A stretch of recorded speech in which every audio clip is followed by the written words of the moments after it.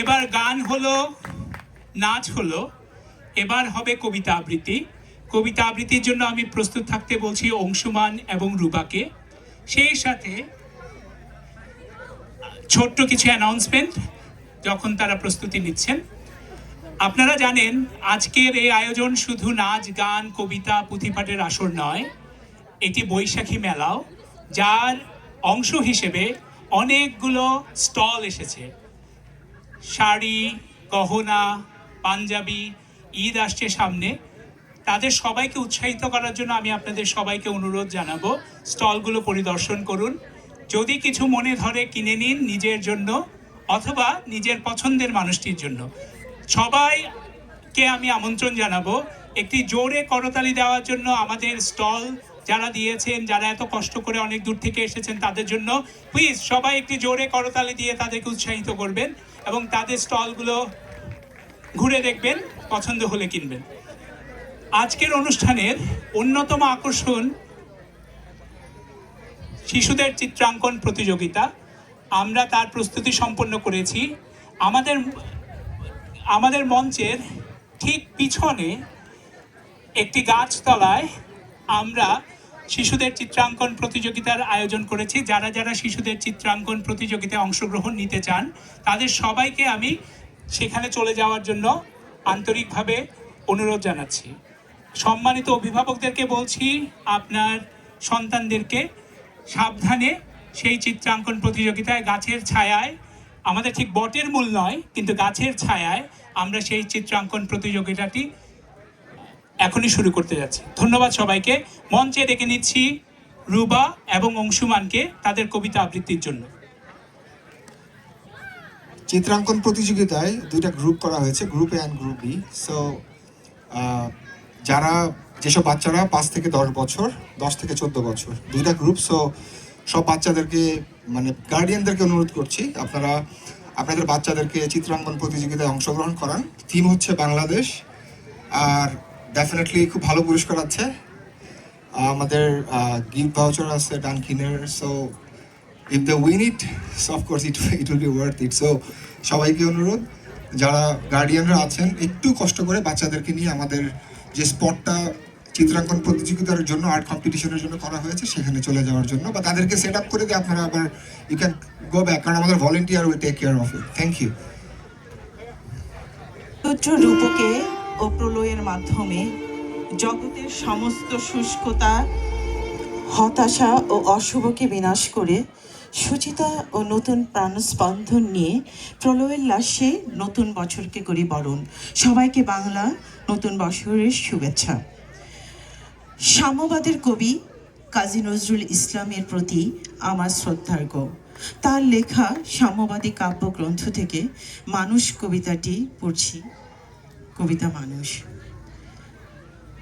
গাহি সাম্যের গান। মানুষের চেয়ে বড় কিছু নাই, নহে কিছু মহিয়ান। নাই দেশ কাল পাত্রের ভেদ, অভেদ ধর্ম জাতি। সব দেশে সব কালে ঘরে ঘরে তিনি মানুষের জ্ঞাতি। পূজারি দুয়ার খোলো, খোদার ঠাকুর দাঁড়ায়ে দুয়ারে, পূজার সময় হলো। স্বপনে দেখিয়া আকুল পূজারি খুলিল ভোজনালয়। দেবতার বরে আজ রাজা টাজা হয়ে যাবে নিশ্চয়ই। জীর্ণ বস্ত্র, শীর্ণ গাত্র, ক্ষুদায় কণ্ঠ ক্ষীণ।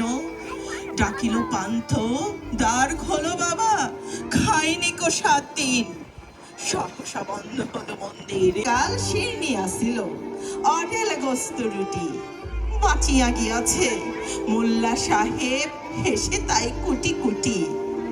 এমন সময় এলো মোসাফির, গায়ে আজারের চিন। বলে, বাবা আমি ভুকা ফাঁকা আছিস, আজ নিয়ে 7 দিন। তেরিয়া হইয়া হাকিল মোল্লা, ভেলা হলো দেখি লাঠা। ভুকা আছো, মারগো বাগারে গিয়া, নামাজ পড়িস বেটা। বুখারি কহিল, না বাবা। মোল্লা হাকিল, তাহলে শালা সোজা পথ দেখ। গোস্ত রুটি নিয়া মসজিদে দিল তালা। বুখারি ফিরিয়া চলে, চলিতে চলিতে বলে, 80টা বছর কেটে গিয়েছে, আমি ডাকিনি তোমায় কভু। আমার খোদার অন্ন তা বলে বন্ধ করনি প্রভু। তব মসজিদ মন্দিরে প্রভু নাই মানুষের দাবি। মোল্লা পুরুত লাগায়েছে তার সকল দুয়ারে চাবি। কোথা কেঙ্গিস গজনি মামদ, কোথা কালা পাহাড়, ভেঙে ফেল ওই ভোজনালয় যত তালা দেওয়া দ্বার। খোদার ঘরে কে কপট লাগায়, কে দেয় সেখানে তালা। সব দ্বারের খোলা রবে, চালা হাতুড়ি শাবল চালা। হায় রে ভোজনালয়, তোমার মিনারে চড়িয়া ভণ্ড গাহে স্বার্থের জয়।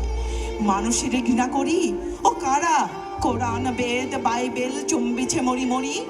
অমুক হইতে কেতাব গ্রন্থ নাও যোগ করে কেড়ে। যাহারা আনিল গ্রন্থ কেতাব সেই মানুষের মেরে। বুঝিছে গ্রন্থ ভণ্ডের দল, মূর্খরা সব শোনো।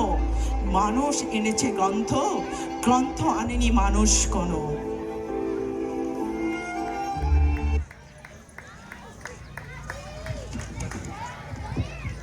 ধন্যবাদ।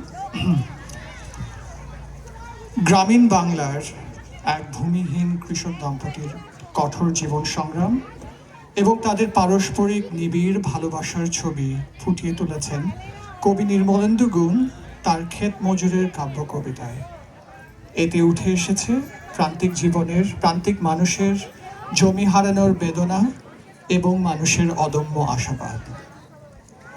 মুগুর উঠছে, মুগুর নামছে, ভাঙছে মাটির ঢালা। আকাশে মেঘের সাথে সূর্যের জমেছে মধুর খেলা। ভাঙতে ভাঙতে বিজন মাঠের কুয়াশা গিয়েছে কেটে। কখন শুকনো মাটির তৃষ্ণা শিশির খেয়েছে চেটে। অতটা খেয়াল রাখেনি কৃষক, মগ্ন ছিল সে কাজে। হঠাৎ পুলক পাবনী হৃদয়ে পুষ্পিত হলো লাজে। ফিরিয়া দেখিল বধূটি তাহার পিছনে আলের পরে বসে আছে, যেন ফুটে আছে ফুল গোপনে চুপটি করে। সামনে মাটির লাল শানকিটি জরির আঁচলে বাঁধা। আজ নিশ্চয়ই মরিচে রসুনে বেগুনে হয়েছে রাধা। হাসিয়া কৃষক মরাল বাঁশের মুগুর ফেলিয়া দিয়া কামুক আখির নিবিড় বাঁধনে বাঁধিল বধূর হিয়া। বরুণ গাছের তরুণ ছায়ায় দুজনে সারিল ভোজ। বধূর ভিতরে কৃষক তখন পাইল মনের খোঁজ। মেঘ দিল ছায়া বনসঙ্গমে, পড়িল বধূর আশা। মনে যাই থাক, মুখে সে বলিল মর্গে বর্গা চাষা। শব্দটি তার বক্ষে বিধিল ঠিক বর্ষার মতো। এই জমিটুকু আমার হইলে কার কিবা ক্ষতি হতো। আদর কণ্ঠে বধূটি শুধালো, আচ্ছা ফুলের বাপ, আমাকে তো জমিন হবে না? জমিন চাওয়া কি পাপ? খোদার জমিন ধনের দখলে গেছে আইনের জোরে। আমাগো জমিন ওইব যেদিন আইনের চাকা ঘোরে। অসহায় বধূ জানে না নিয়ম কানুন কাহারে বলে। স্বামীর কথাই চোখ দুটি তার সূর্যের মতো জ্বলে। বলদে ঘোড়ায় গাড়ির চাক্কা, নারীর চাক্কা স্বামী। আইনের চাকা আমারে দেখাও, সে চাকা ঘুরামো আমি। কৃষক তখন রুদ্রবধূর জড়ায় চরণ দুটি, পা তো নয় যেন অন্ধের হাতে লঙ্গরখানার রুটি।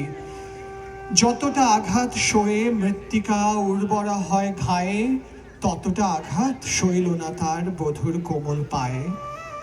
পা দুটি সরিয়ে বধূটি কহিল, করো কি ছাড়ো। মানুষ দেখিলে জমুতে দিবে না, তোর নাম দিবে আরো।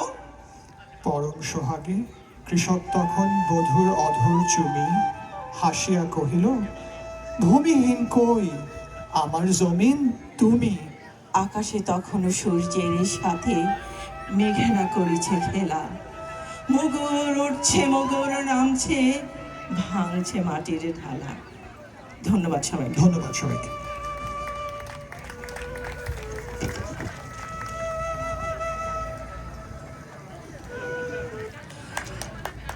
ধন্যবাদ অংশুমান ও রুবা এত সুন্দর একটি উপস্থাপনার জন্য। আসুন আমরা করতালি দিয়ে তাদেরকে উৎসাহিত করি।